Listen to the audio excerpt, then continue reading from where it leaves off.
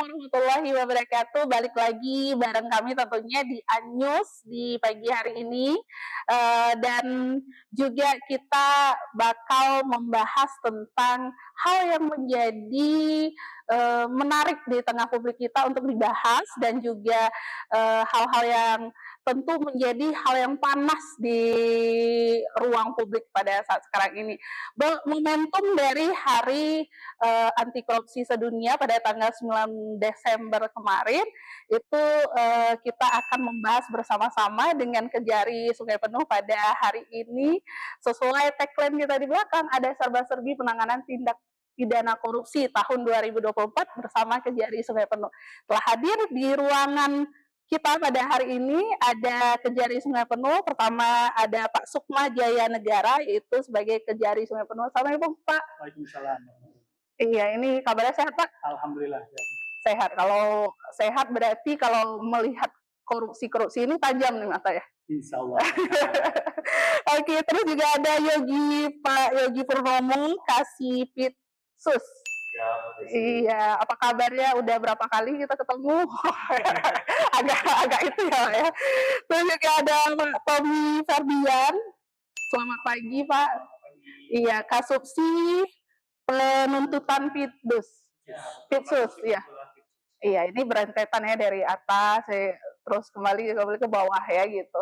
Nah, ini mengenai Hari Anti Korupsi. Kalau menurut Bapak sendiri, mungkin kita tanya dari masing-masing ya Pak ya. Kalau makna Hari Anti Korupsi itu apa Pak? Makna dari Hari Anti Korupsi adalah kita selaku penegak hukum, dalam hal ini ya saya selaku pimpinan di Kejaksaan Negeri Sungai Penuh, memaknai bahwa tonggak atau berdirinya penegakan hukum dalam hal pemberantasan tindak pidana korupsi guna untuk menciptakan pemberantasan korupsi khususnya di Sungai Penuh dan di Kerinci, dan terciptanya juga penegakan hukum yang berkeadilan dan kemanfaatan bagi masyarakat, terutama yang menyangkut dengan hal-hal hidup orang banyak, terutama masyarakat yang ada di Sungai Penuh dan di Kerinci. Karena korupsi adalah merupakan kejahatan yang extraordinary crime, sehingga mungkin agak sulit dari tindak pidana lain.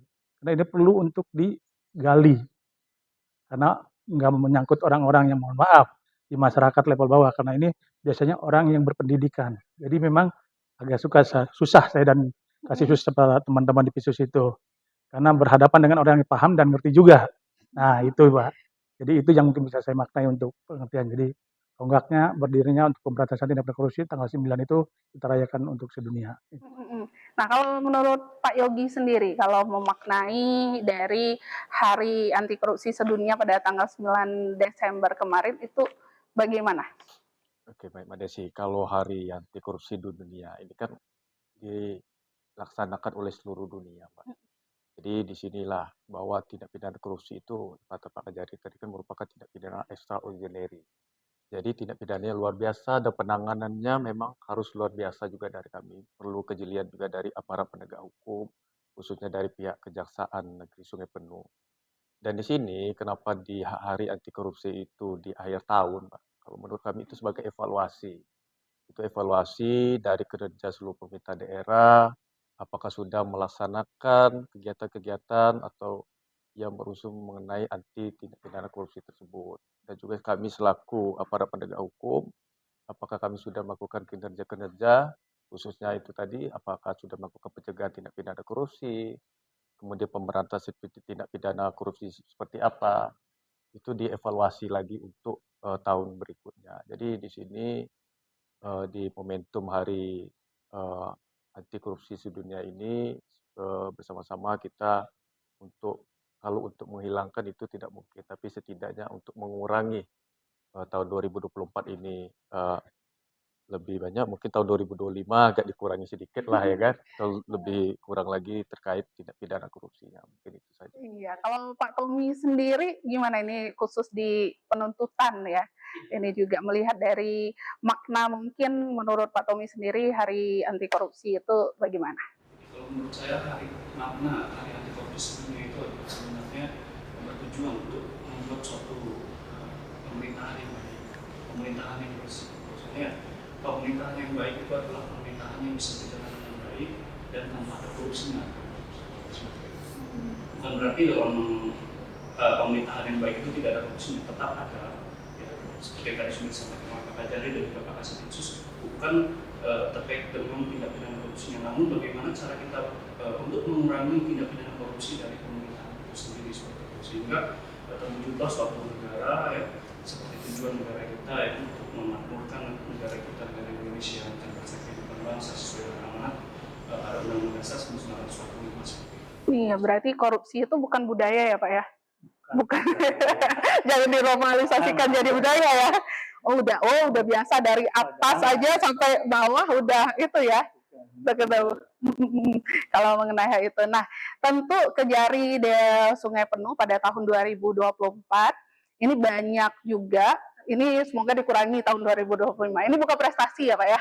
Ini banyak juga menangani kasus-kasus dari tindak pidana korupsi di daerah dua wilayah hukum baik Kota Sungai Penuh maupun Kabupaten Kerinci. Ini Pak melihat dari hal tersebut Pak, itu bagaimana dari pandangan Bapak sendiri? Udah baru 6 bulan nih saya udah disuguhkan dengan hal ini gitu. Gitu gimana Pak? Kalau lihat dari Kota Sungai Penuh dan Kabupaten Kerinci ini memang untuk tahun 2024 ya Pak Kasus itu ada banyak sekitar 9 kita ya penyidikan. 7 penyidikan, 9 penuntutan. Jadi saya lihat pas pertama tugas ke sini memang sudah banyak ditangani sama Pak Kasius dan Pak Tommy itu kan. Jadi mungkin itu dari satu sisi saja, mungkin dari bidang atau sisi yang lain mungkin belum. Karena ini kan satu kota dan satu kabupaten. Sehingga mungkin lebih banyak dibanding kabupaten lain. Karena wilayah yang cukup luas dan banyak juga ada BUMN, BUMD, termasuk dari pemerintahan daerah setempat juga. Sehingga ini apa yang tadi disampaikan Pak Kasibis, mudah-mudahan di tahun 2025 ini berkurang kan gitu. Karena kita kan tidak melihat dari banyaknya korupsi atau ini, tapi gimana cara mengatasi untuk mengurangi korupsi sesuai dengan yang diamanahkan oleh Bapak Presiden waktu saya disentul kan gitu.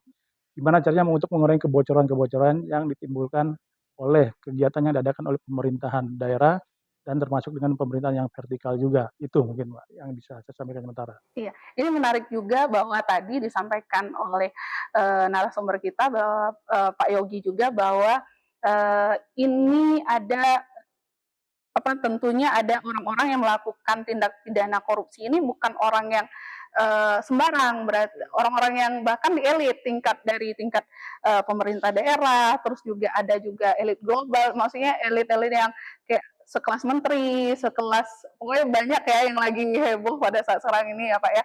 Nah, ini mungkin ada juga kiat-kiat atau cara kejaksaan sendiri ini menangani kasus korupsi nih Pak Yogi.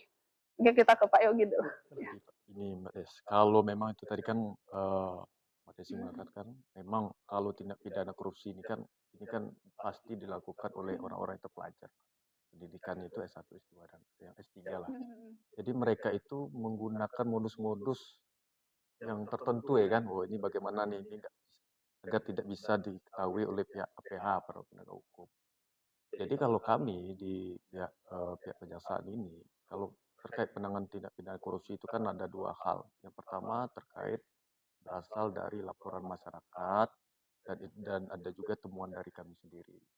Dan di sini kami dari bidang tindak pidana khusus selaku penyidik dan penuntut umum itu karena kami juga sudah dilatih juga nih Mbak ya untuk membongkar modus-modus pelaku tindak pidana korupsi itu pasti kalau kami sudah menangani itu kami pasti harus totalitas.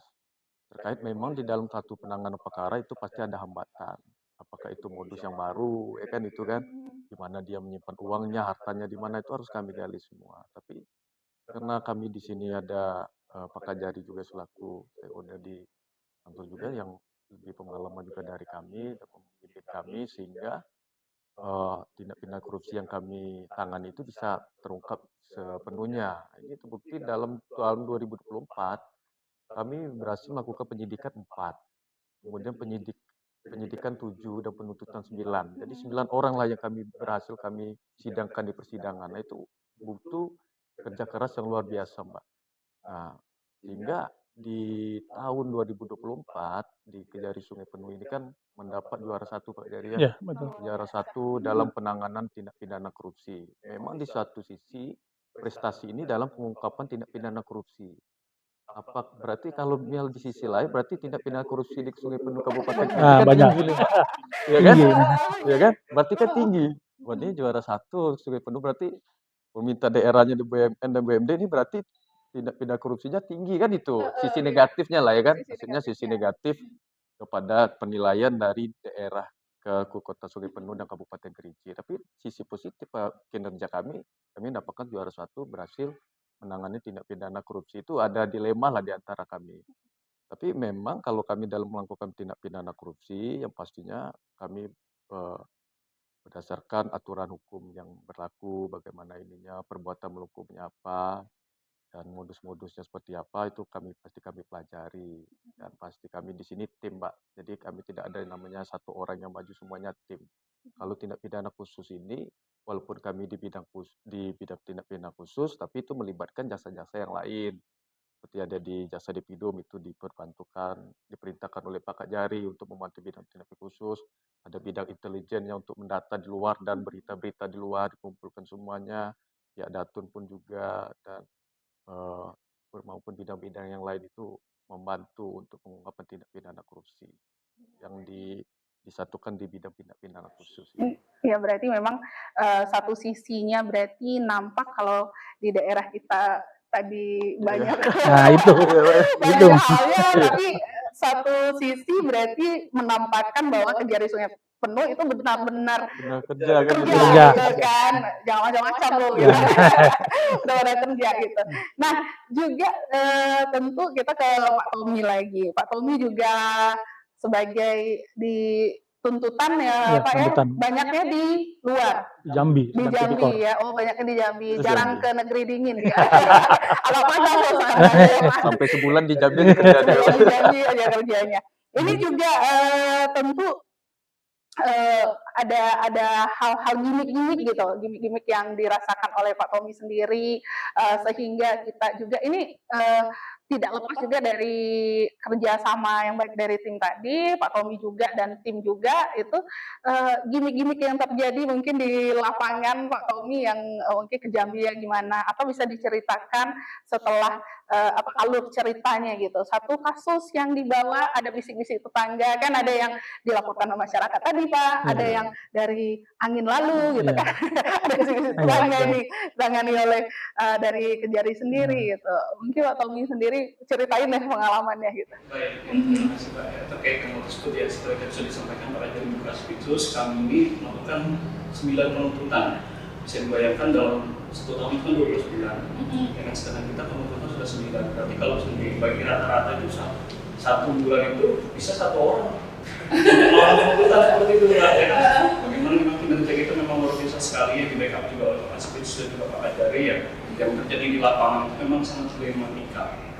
Banyak sekali dilematika di lapangan terjadi itu ya, terkait dengan kita melakukan penuntutan, ada saja yang nahan sakit, kemudian mau nggak mau kita lakukan pembantaran, kita bawa ke rumah sakit, dan kita harus kita harus standby menjaga 24 jam seperti itu, sesuai peraturan SOP kita yang berlaku seperti itu. Nah kemudian juga seperti tadi sudah Mbak sampaikan juga, memang juga ada juga yang ya melaporkan kami dari bidang tindak pidana khusus ke pimpinan yang ada di Kejaksaan Tinggi seperti itu ya. Namun ya alhamdulillah memang tidak terbukti seperti itu, karena kami seperti perintah dari Pak Kajari, laksanakan kinerja sesuai dengan SOP yang berlaku, dan tidak boleh ada yang namanya transaksional, dan tidak boleh ada yang namanya hal-hal yang membuat kita kepercayaan publik terhadap institusi kejaksaan, terutama Kejaksaan itu semua itu menuruni. Tetap harus SOP sesuai dengan aturan, ya, taati apa yang sudah ditetapkan, dan juga kita tetap minta terima petunjuk daripada pimpinan seperti itu. Jadi alhamdulillah seperti yang sudah disampaikan Mas Pitsus, kita ingin mendapatkan peringkat 1 ya, tindak pidana korupsi se-wilayah Provinsi Jambi ya. Namun dalam hal tersebut bukan berarti memang indikatornya suatu pemerintah itu tidak ada korupsinya seperti itu, karena mungkin di sini karena kita juara 1 pemerintah Kota Sungai Penuh maupun Kabupaten Kerinci itu buruk, tidak juga seperti itu sebenarnya. Namun ya ini seperti dua mata koin ya, dua sisi mata koin. Jadi kalau di satu sisi kita penanganan tindak pidana korupsi itu kita baik, mungkin di sisi lain pemerintahnya itu buruk. Namun di sisi lain ketika pemerintahan mungkin dianggap bersih, Namun ternyata juga mungkin dianggap kinerja kita kejaksaan menurun seperti itu. Jadi disitulah agak juga dilematika kita, kalau misalnya kita pun mau melakukan prestasi, tapi mungkin nanti bisa dianggap buruk oleh masyarakat ataupun pemerintahan seperti itu ya. Padahal masyarakat juga membantu kita gitu, terhadap penanganan tindak pidana korupsi berupa laporan yang diserahkan kepada Kejaksaan Negeri Sungai Penuh, dan kemudian diteruskan ke Pak Kajari, dan kemudian ke Pak Kasubitsus, dan kemudian ke saya selaku kasus penuntutan. Nah, ini dari 9 kasus tadi yang ditangani oleh Kejari sendiri, tentu dari ada yang sudah final selesai atau ada yang masih sidang atau ada yang bandingkah atau gimana ini, Pak? Kalau dari 9 perkara tersebut itu yang belum putus itu ada 2 perkara. 2 perkara itu terdiri dari 1 perkara 4 terdakwa, dan 1 perkara lagi itu 1 terdakwa. Ini sebenarnya di akhir tahun ini suatu perkara ini sebenarnya selesai, tinggal putusan aja. Dan terkait upaya hukum banding itu terdiri dari 7 ya. Ada 7 upaya hukum banding itu dalam perkara Stadion Mini itu mereka melakukan upaya hukum dan dan sampai sekarang itu kasasi mereka. Tapi kita lihat dulu karena kemarin putusan bandingnya itu rupanya naik dari putusan pengadilan. Berarti kan putusan pengadilan tinggi itu lebih tinggi dari putusan pengadilan negeri. Jadi itu kami agak senang juga lah, tapi mereka kasasi, kita lihat dulu nanti putusan kasasinya. Kalau memang terbukti itu nanti kita eksekusi Pak Kajari ya, sesuai dengan putusan Mahkamah Agung dan sebagainya. Memang ini Mbak Desi, dari 9 itu, ini dari atau Pak Tommy tadi, ini kalau kami menangani perkara itu 9 dalam 1 tahun, itu saya jelaskan tadi, Pak Tommy ini hampir 1 bulan di Jambi. Jadi cabang mau- Kejari Sungai Penuh. Tapi mau tidak mau, karena kenapa? Dalam 1 hari atau dalam 1 minggu itu, terkadang Pak Tommy ini sidangnya dalam 2 perkara, Mbak Desi. Jadi 1 hari itu menangani 2 perkara tindak pidana korupsi. Jadi dari jam 8 misalnya sampai jam 4 sore, nah itu perkara 1. Jadi 4 sore sampai jam 12 malam 1 perkara lagi. Dan itu karena kita penanganan perkara kita banyak, nanti limpah kita banyak ini sampai seminggu itu sampai 2 kali sidang. Makanya kalau Pak Tommy ini pulang lagi ke Sungai Penuh, ini lama-lama ini dia masuk rumah sakit juga kan. Harus pulang lagi. Misalkan hari Senin sidang, terus kami sidang lagi kan. Itu bolak-baliknya capek apalagi jarak tempuh kita ini hampir 10 jam ke Jambi. Iya. Pak Tommy ini kebanyakan dia di Jambi kan persiapan sidang dan sebagainya. Jadi tahanan-tahanan sakit dan sebagainya gitu. Memang kalau khusus kota Sungai Penuh jarak kita ini paling jauh. Iya, yang paling ujung gitu ya dari kota Jambi. Butuh perjuangan lebih lah dari daerah lain kan. Tapi di jalan nggak ada batu bara lagi kan? Alhamdulillah nggak ada lagi. Oh ya sudah berkurang ada tapi Paling longsor itu hujan longsor udah terambat. Oke, itu tantangannya, itu menjadi itu anggap saja lika-liku. Insyaallah. Dan juga ini tentu dari berbagai macam kasus ada yang menjadi perhatian publik nih yang ditangani oleh Kejari Sungai Penuh. Pertama ada yang cukup menghebohkan ini. Ada juga dari KONI, Perkim, dan juga dari unit BRI yang di Kayu Aru. Nah, sejauh ini boleh, kalau izin kami boleh menanyakan, sampai di mana di kasus-kasus tersebut gitu? Sudah sampai jalan ceritanya udah sampai di mana gitu? Kalau kita pertama dulu untuk perkara yang Perkim, itu Perkim kan itu perkaranya kan sudah inkrah sebenarnya, sudah inkrah.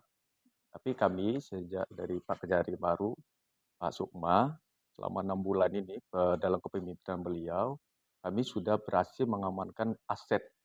Jadi kan uang pengganti dalam perkara Nasrun ini kan 1,7 miliar yang harus dia bayarkan. Jadi kami tracking lah aset ini. Saya bekerjasama juga dengan bidang intelijen terkait aset di si Nasrun ini, dan kami berhasil temukan itu beberapa aset dan telah kami sita eksekusi atas perintah Pak Kejari, kami sita eksekusi, dan sekarang ini sudah dilakukan penilaian parsial itu sekitar 2,3 miliar. Dan sekarang tahap pelelangan nih. Mudah-mudahan itu nanti ini Pak ya, apa tuh laku dan kita setorkan ke kas negara itu yang perkara Nah, kalau perkara KONI ini masih tahap tuntutan, maksudnya dalam proses persidangan. Dan itu kata Mbak Desi kan agak heboh kan perkara KONI. Iya, Memang karena perkara ada. KONI ini kan banyak melibatkan, maksudnya ada atlet di sana. Kemudian ada modus-modus yang mereka buat sendiri kan seperti itu, makanya heboh dan banyak juga yang melibatkan hal-hal yang lain. Yang pasti ini perkara KONI ini tetap di dalam proses persidangan. Nanti kita lihat dulu putusan pengadilan, apakah ini nanti uang pengganti jatuh nilai kerugian negaranya sama seperti kami atau tidak, nanti kita lihat di putusan pengadilan. Nah, kalau BRI, itu BRI kan kita kan ada 2 kali tahap itu dalam penetapan tersangka, Pak. Itu yang pertama, Kepala Unit Kayu Aru itu sendiri atas nama Yogi Suandra itu sudah ingkrah, sudah putus yang mana nilai kerugian negara itu 8,5 miliar dan juga selama 6 bulan kepemimpinan Pak Kejari, kami berhasil mengamankan aset itu yang terletak di Desa Koto Lebu kalau tidak salah saya, atau Tanjung Pau, ya Tanjung Pau, itu 1 unit rumah dan beserta tanah dan uang 199 juta yang berhasil kami amankan. Itu alhamdulillah telah kami selamatkanlah aset tersebut, yang mana aset tersebut bernilai 2,3 Iya, miliar iya. rupiah. Nah, jadi dan berhasil kami juga serahkan berdasarkan putusan pengadilan itu diserahkan ke BRI karena jadi korban, jadi kan di pihak BRI. Nanti kami lihat dulu pihak BRI ini berapa sih hasil lelang dari pihak BRI yang berhasil mereka lelang. Dan itu nanti dianggap sebagai uang pengganti. Nah, sekarang ini kan dalam proses persidangan yang dilaksanakan oleh kasus si penuntutan itu Pak Tommy itu selaku kasir ya, yaitu dari selaku kasir dengan tulisan YR itu sekarang dalam proses persidangan yang mana sih sebenarnya dari terdakwa tersebut sudah mengakui keterlibatannya dan sebagainya. Tinggal lagi proses persidangan, penuntutan kami dan nanti kalau misalnya ikrar dan sebagainya dari pengadilan, kami akan eksekusi. Karena juga dari kasus tersebut ada pengembangan kasus dan ada tersangka lainnya juga dari hal tersebut ya. Dari kalau Ya diikuti BRI nih ya, dari iya BRI BRI-nya ya. gitu. Ada tersangka lanjutan kan. Kalau dari KONI-nya kan saya juga ada rilis beberapa dari teman-teman tim media juga, teman-teman wartawan juga bahwa ada beberapa ini menjadi menarik kasus KONI karena ada beberapa istilahnya orang-orang yang mungkin menjadi perhatian publik ini yang tidak hadir menjadi saksi gitu. Ini ini sempat disentuh-sentuh juga oleh masyarakat Pak Kejari ya, izin Pak Kejari. Ini bagaimana itu perkembangan dari kasus tersebut saat sekarang ini Pak? Kalau terkait yang itu, yang pastinya Pak Eri kita sudah bekerja secara profesional. Dipanggil Yang pastinya siapa tuh? ya Pak, surat panggilan siapapun itu saksi kita pasti secara profesional kita panggil. 1 sampai 3 kali kita panggil sesuai dengan standar operasional dan hukum acara itu sendiri. Dan setelah kita panggilkan 3 kali, kita serahkan ke majelis hakim, apa perintah majelis hakim, saksi-saksi yang tidak hadir, itu apakah kita jemput paksa dan apakah itu kita bacakan. Ya. Kalau untuk ketidakhadiran itu kan memang kewenangan dari pihak pengadilan. Apakah itu nanti dibacakan atau tidak. Dan perintah kemarin kan itu kan yang tidak hadir kan dipertimbangkan oleh majelis hakim. Nah terkait itu tadi kata Mbak Desi ada nggak tersangka yang baru nih terlibatan? Ya pastinya kami di sini apabila itu mencukupi 2 alat bukti, itu pasti kami secara personal kami tetapi tersangka. Karena menetapi orang tersangka itu tidak sembarangan, Mbak. Tidak ujuk-ujuk, maksudnya informasi dari luar, "Nah, ini terlibat, tapi kami harus mengumpulkan alat bukti. Saksinya siapa, alat buktinya apa. Yang pasti kalau 2 alat buktinya tercukupi secara hukum, pasti kita tetapi tersangka dan melihat juga pengembangan perkara tersebut di pengadilan. Nah, apabila kami sembarangan, misalnya kita tidak berdasarkan 2 alat bukti, wah bisa-bisa nanti kami selaku penyidik ya kan Pak ya, Peradilan. bermasalah sama hukum kan, digugat orang lah di ini, makanya tindak pidana korupsi ini kan extraordinary lah, penanganannya harus ekstra, harus hati-hati benar. Jangan sampai penanganan sembarangan, baik itu penanganan penyidikan pada saat sampai proses penetapan tersangka dan dilakukan proses persidangan itu harus extraordinary juga dilakukan oleh para penegak hukum. Wah luar biasa nih Kejari Sungai Penuh ya. Ini juga dari hal yang dijelaskan tadi dari Pak Tommy, Pak Yogi dan juga Pak Sukma sendiri. Nah Pak, kalau dari Kejari Sungai Penuh sendiri, mungkin ada resolusi di tahun 2025 atau langkah konkret yang akan diambil terutama untuk penanganan kasus korupsi ini Pak di 2 wilayah Kota Sungai Penuh dan Kabupaten Kerinci nih Pak? Untuk tahun 2025 mungkin kita sudah rencanakan dengan teman-teman Divvisus. Memang apabila ada laporan, ada indikasi, coba kita telusuri dulu oleh penyelidikan dan lain sebagainya. Tapi kan kita juga tidak sembarang teriak sampaikan kasih Divvisus. Ini kan kejahatan yang ekstraordinari. Kita berhadapan dengan orang-orang yang berpendidikan lah, Mbak. Jadi harus soft, pelan, nah lebih jeli lagi kan itu aja. Jadi mudah-mudahan di tahun 2005 kita mungkin selain tadi yang disampaikan Pak Kasbisu sama Pak Tommy itu, jangan dilihat banyaknya korupsinya kan, tapi mudah-mudahan sih berkurang. Tapi kalaupun ada ya mungkin kualitasnya yang lebih kan gitu. Akan ditangani lebih Tangani itu kan itu. baik lagi. Nah, Lebih baik lagi dan mungkin bukan kita untuk menghukum orang, tidak membuat efek jerah, tapi kita juga mengejar follow the money-nya.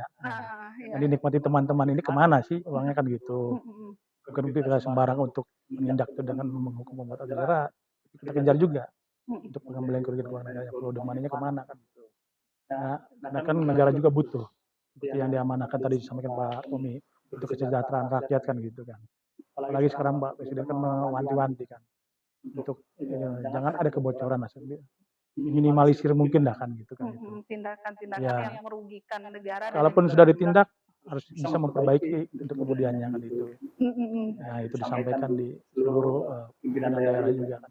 Berarti ada efek jerahnya gitu ya. Maksudnya setelah Ditindak, diperbaiki sistemnya. Gitu. Diperbaiki lagi Ya, sistemnya betul. gitu. Ini untuk masyarakat, untuk publik juga gitu. Nah, ini juga kita juga mau menanyakan tentang berapa, ini kan udah akhir tahun nih 2024, berapa alat negara dan juga mungkin yang disita juga jumlah dari alat negara yang atau harta negara yang sudah diselamatkan oleh Kejari Sungai Penuh di tahun 2024 nih Pak. Bukan alat negara, mungkin pengembalian keuangan negaranya. Nah, itu maksudnya diselamatkan ya. yang diselamatkan sama Kejaksaan Negeri Sungai Penuh. Mungkin secara detail mungkin disampaikan Pak Kasbisus. Kalau di tahun 2004 itu dari mulai Januari sampai dengan Desember ini itu kami berhasil ini ya. Pertama dalam perkara kita pembayaran denda dulu. Denda dalam perkara terdakwa Rumah Dinas Kabupaten Kerinci itu dalam atas nama terdakwa Adli itu 50 juta yang berhasil kami setorkan ke kas negara. Kemudian dalam perkara BRI Kayu Aro itu atas nama terpidana Yogi Suandra itu tadi yang sudah saya jelaskan itu sebesar 199.141.800 rupiah. Kemudian aset yang juga yang berhasil kami sita dari terpidana Yogi Suandra itu dengan nilai 2.362 juta rupiah. Kemudian dalam perkara Nasrun, perkara Perkim itu senilai 2.380.587 rupiah aset yang berhasil kami sita. Kemudian dalam perkara KONI ini yang berhasil kami amankan uang ini ya, itu senilai 760.992.093 rupiah. Jadi kalau ditotalkan seluruhnya ini di tahun 2024 ini, kami berhasil menyelamatkan kerugian keuangan negara itu sejumlah 5.053.716.396 rupiah. Nah itu selama digabungkanlah seluruhnya itu 2024. 5 miliar lebih kan itu yang berhasil kami selamatkan itu. Nah ini juga Pak mengenai mungkin Kejari sendiri pasti ada bekerja sama dengan lembaga yang lainnya seperti Polri atau dari KPK sendiri dan sebagainya. Nah ini bagaimana dari Kejari sendiri menjalin kerjasama dengan lembaga-lembaga tersebut? Yang intinya kalau menjalin kerjasama dengan APH lain seperti kepolisian, kita sinergitas saja sih Mbak sebenarnya. Jadi apa yang sudah ditangani Polres, apa yang ditangani kita Polres juga enggak. Jadi kita saling berkomunikasi, terutama Kasbisus dengan Kasat di Kasat Serse dan Kadit Tipikor kan di Polres kan itu. Jadi hanya sinergitas antara Polri dan Kejaksaan serta APH yang lain. Betul. Luar biasa sekali perbincangan kita pada hari ini serba-serbi dari penanganan kasus tindak pidana korupsi di wilayah hukum dari Kejari Sungai Penuh itu Kabupaten Kerinci dan Kota Sungai Penuh. Dan terakhir nih Pak, mungkin juga kita akan menyampaikan kepada masyarakat kita, Pak Tommy sangat luar biasa sekali kinerjanya, Pak Yogi dan juga Kejari tentunya. Ini kepada masyarakat kita kalau menemukan Kalau menemukan hal yang mencurigakan atau hal yang mengarah ke tindak pidana korupsi, hal apa yang harus dilakukan oleh masyarakat, langkah konkretnya, langkah pertamanya seperti apa, mungkin bisa juga Bapak jelaskan agar masyarakat kita tidak ragu-ragu, tidak kalau menemukan betul-betul dengan data yang konkret tentunya, Pak. Satu, kalau menemukan data yang konkret dan lain sebagainya, kan sudah diatur dalam Undang-Undang Tindak Pidana Korupsi. Di situ ada peran serta masyarakat, wajib menyampaikan ke aparat penegak hukum, baik itu kejaksaan atau kepolisian yang ada di daerah setempat. Kami berharap kepada masyarakat, sampaikan saja, laporkan ke kami, nanti kami kaji, kami pelajari apa datanya, apa data dukungnya, apa laporannya terkait dengan apa. Biar nanti teman-teman di Pitsus dan seluruh teman-teman penyidik yang ada di Kejaksaan Negeri Sungai Penuh ini dipelajari dulu apakah memang ada indikasi atau tidak. Itu dulu mungkin permulaannya, Mbak. Itu kan itu. Jadi membuat terang dulu. Kalau memang udah terang baru apakah itu ditingkatkan penyelidikan, apa bisa langsung ke penyidikan. Jadi silakan masyarakat melaporkan ke kami tunggu. Di Kejari Sungai Penuh tentunya. Dan juga para pemirsa Anyus di hari ini ya, demikian perbincangan kami pada hari ini. Mungkin kita juga menutup perjumpaan kita pada hari ini, Pak. Ada hal yang closing statement yang akan disampaikan kepada masyarakat kita, kepada para petinggi-petinggi kita atau orang-orang yang mungkin berindikasi untuk melakukan hal tersebut, memungkinkan untuk melakukan hal tersebut, Pak. Ya, intinya mah bekerjalah dengan sesuai aturan, hindari perbuatan, karena korupsi itu kan dari niat dan ada kesempatan, Mbak, timbulnya korupsi itu kan itu. Jadi tolong semua regulasi yang sudah ada dijalani oleh teman-teman terutama di pemerintah dan kabupaten untuk menghindari atau mengurangilah, minimalisir perbuatan tercela dalam hal ini tindak pidana korupsi sehingga berdampak bagus bagi daerahnya sendiri dan penilaian masyarakat. Sehingga kami pun selaku penegak hukum menindak apabila itu sudah sangat fatal dan menyebabkan adanya kerugian negara yang sangat signifikan untuk pemerintah daerah dan mungkin untuk nasionalnya juga. Terima kasih. Iya, terima kasih Pak Kejari dan juga Pak Yogi. Gimana Pak? Mungkin closing statement dari Pak Yogi dan Pak Tommy juga lainnya. Kalau kami sama-sama Pak Kejari tadi kan, pastinya bekerja dengan sesuai aturan, jangan sama sekali membuka ruang untuk melakukan tindak pidana korupsi, karena nanti tindak pidana korupsi itu kan yang pertamanya dampak pada masyarakat itu sangat luar biasa. Karena tindak pidana korupsi adalah menyebabkan suatu daerah itu angka kemiskinan tinggi. Kalau apabila tindak pidana korupsi itu tinggi, pasti ekonominya dan angka kemiskinan itu pasti tinggi. Jadi itu berdampak kepada masyarakat, kemudian berdampak kepada keluarga. Apabila ini nanti ketahuan, nanti kami diperintahkan oleh Pak Kejari ini sikat nih Pak Kasipitsus, nah nanti kan berdampak ke sosial juga, kasihan juga anak dan istrinya itu yang harus dipikirkan. Bukan hanya tidak pidana penjara, tapi sanksi sosial itu yang akan didapatkan oleh seumur hidup oleh oknum itu. Jadi kami mengimbau untuk tetap bekerja sesuai dengan aturan yang ada, sehingga tidak menyebabkan kerugian keuangan negara maupun menyebabkan tindak pidana yang terdapat di dalam undang-undang tindak pidana korupsi yang lainnya. Kalau Pak Tommy ini bolak-balik capek gitu kan, jangan melakukan hal tersebut. Kalau saya sedikit aja Pak, ya terkait dengan hal tersebut, stop korupsi, korupsi membahayakan diri sendiri, keluarga, masyarakat maupun negara. Karena sanksi sosialnya luar biasa juga ya untuk keluarga juga dan orang-orang di sekitarnya. Terima kasih sekali lagi Pak Kejari Sungai Penuh, Pak Sukma, juga Pak Yogi dan juga Pak Tommy pada hari ini ya. Perbincangan kita tentu menarik lagi dengan pembahasan yang lainnya lain kali ya Pak ya. Ini janji lain kali ya bersama Anyus tentunya di hari ini. Saya Desi Hermila dan seluruh kru yang bertugas pada hari ini. Terima kasih sudah menonton channelnya kami di YouTube Anyus, di TikTok, Facebook, dan juga Instagram tentunya. Dan seperti yang disampaikan tadi bahwa tindak pidana korupsi itu merugikan diri sendiri tentunya dan juga merugikan negara. Tapi secara tidak sadar orang yang melakukan hal tersebut merasa untuk memperkayakan dirinya sendiri gitu. Padahal itu merugikan dirinya sendiri. Terima kasih sudah bersama kami. Sampai jumpa di lain kesempatan. Wassalamualaikum warahmatullahi wabarakatuh.